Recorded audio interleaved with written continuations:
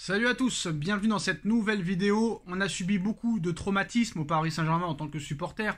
On a vécu beaucoup de remontadas entre Chelsea en 2014, Barcelone en 2017, Manchester United en 2019, le Real Madrid en 2022. Ça fait beaucoup.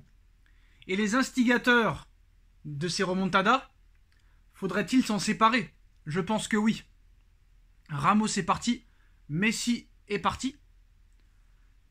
Marco Verratti est sur le point de quitter le Paris Saint-Germain pour l'Arabie Saoudite, lui aussi qui a connu toutes les remontadas possibles et imaginables. Kylian Mbappé va quitter le Paris Saint-Germain à la fin du mercato. Et Marquinhos, le capitaine du Paris Saint-Germain, lui aussi présent depuis plus de 10 ans maintenant, pourrait quitter le Paris Saint-Germain dans les prochaines semaines. C'est décidé. Le Paris Saint-Germain est prêt à tourner une page de défaite. Maintenant, le problème, c'est bien de vouloir tout changer, mais le problème qui va se poser maintenant, est-ce que le Paris Saint-Germain et ses dirigeants sont assez compétents pour trouver des bons remplaçants à tous ces joueurs qui pourraient partir? C'est très clairement la question qu'on se pose. Réellement. C'est ça qu'on se pose comme question. Donc maintenant, on va faire un petit point sur les dernières informations mercato concernant le Paris Saint-Germain. On va commencer avec Renato Sanchez. Les discussions entre l'AS Rome et le PSG avancent pour un prêt de Renato Sanchez. Le joueur a déjà donné son accord. Certains points restent à régler, notamment sur une option d'achat obligatoire ou non obligatoire. Moi, je pense que le Paris Saint-Germain doit introduire une option d'achat obligatoire parce que c'est sûr et certain qu'on a 9 chances sur 10, voire plus, de le récupérer. En ce qui concerne Marco Verratti, alors s'il quitte le Paris Saint-Germain cet été, Marco Verratti, pour moi, ne sera pas considéré comme une légende du Paris Saint-Germain parce que pour moi, ça a toujours été un joueur surcoté. Très très bon milieu de terrain. Pour moi, ça a été un grand espoir, mais malheureusement du gâchis. Donc pour moi, il est très loin d'être une légende. Il a fait de très bons matchs avec le Paris Saint-Germain, mais il n'a jamais fait passer un cap au Paris Saint-Germain. Après, Matuidi n'a jamais vraiment été remplacé, Thiago Motta n'a jamais vraiment été remplacé, Di Maria n'a jamais vraiment été remplacé, Zlatan Ibrahimovic n'a jamais vraiment été remplacé, Edinson Cavani n'a jamais vraiment été remplacé, Maxwell n'a jamais vraiment été remplacé. L'équipe qui nous a fait rêver entre 2012 et 2016 n'a jamais vraiment été remplacée. Alors, on a vu que pour l'instant, l'Arabie Saoudite propose 30 millions d'euros pour Marco Verratti. Nasser Al-Khelaifi demande 100 millions d'euros pour vendre Marco Verratti. L'Italien n'est pas considéré comme intransférable mais ne sera pas bradé pour autant. Donc on sait très bien que Verratti ne sera pas transféré pour 100 millions d'euros. Je pense que Nasser demande le plus haut montant pour avoir le meilleur prix. Et l'accord pourrait être conclu pour 50 millions d'euros normalement dans les prochains jours. Et l'offre d'Al Hilal pour Marco Verratti, pour l'instant, est d'environ 35 à 40 millions d'euros. Donc voilà. Maintenant, pour le futur remplaçant, Paris pense à Nicolo Barella. Nicolo Barella serait la priorité des dirigeants parisiens pour remplacer Marco Verratti. Alors, avec le potentiel départ de Verratti, la liste des milieux de terrain du Paris Saint-Germain s'affaiblit.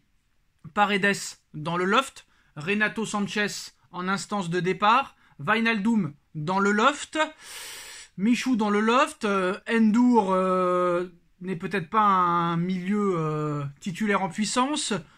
Il nous reste Ruiz, il nous reste Emery, il nous reste Ugarte, il nous reste Danilo.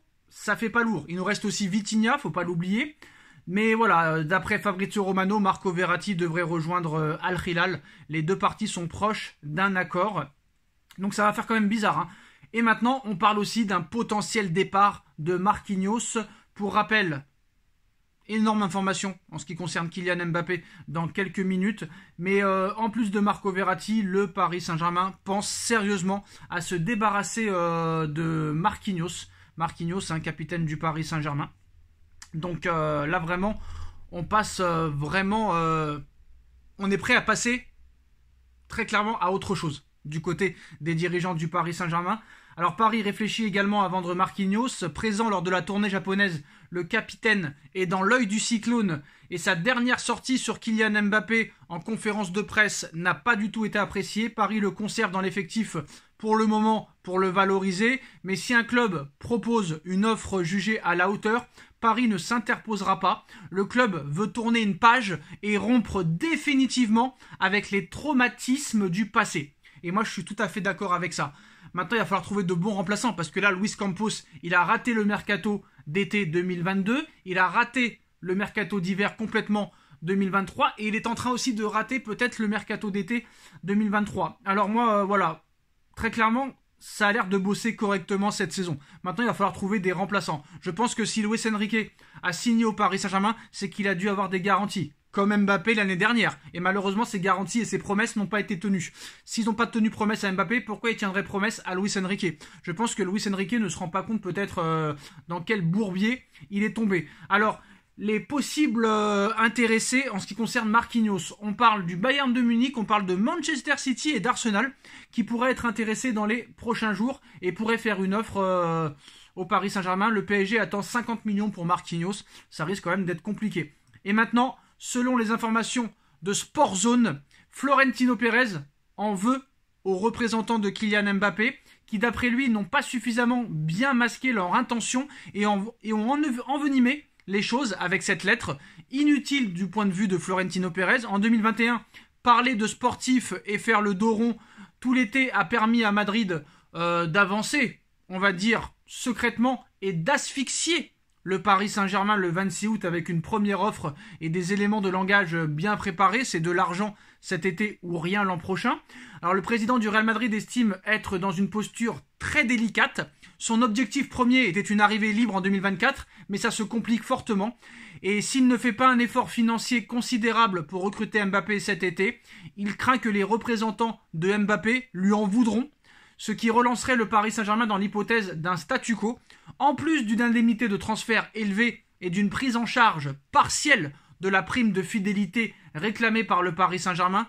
Le Real Madrid doit également payer une prime à la signature de 150 millions d'euros comme convenu en 2022. Donc quoi qu'il en soit, même si Pérez attend la fin de contrat de Mbappé en 2024, ça lui coûtera 150 millions de primes à la signature. Donc pour Pérez, ça ne change strictement rien de mettre 150 millions cet été en transfert ou 150 millions d'euros l'été prochain en prime à la signature à Mbappé. Donc la note est très élevée et ça ne passe pas du côté du Real.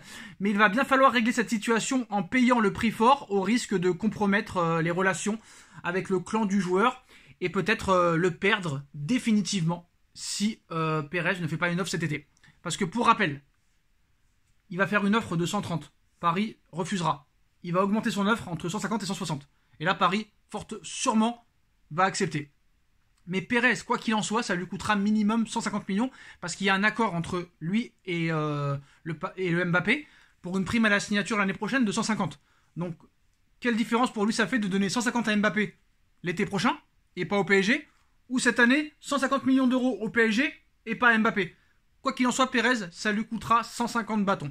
Voilà les postos, voilà les dernières informations de ces dernières heures. Dites-moi en commentaire ce que vous en pensez. On like, on partage, on commente, on s'abonne et on se retrouve très vite pour une nouvelle vidéo. Tchuss.